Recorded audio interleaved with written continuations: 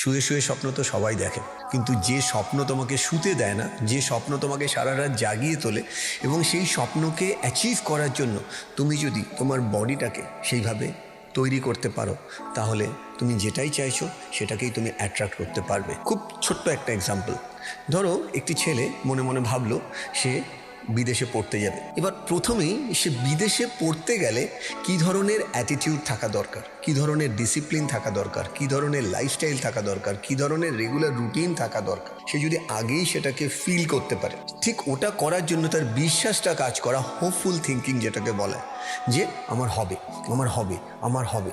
আর এই হবে future tense থেকে আমার হচ্ছেতে চলে আসতে হবে। আমি যদি প্রত্যেকটা সময় সেই বিহেভিয়ারাল প্যাটার্নটা ইনস্টল করতে পারি মোবাইলের সফটওয়্যারের মধ্যে, আর সেটাকে রোজ যদি আমি ভাবতে পারি, তখন আমার বডি সেইভাবে বিহেভ করবে।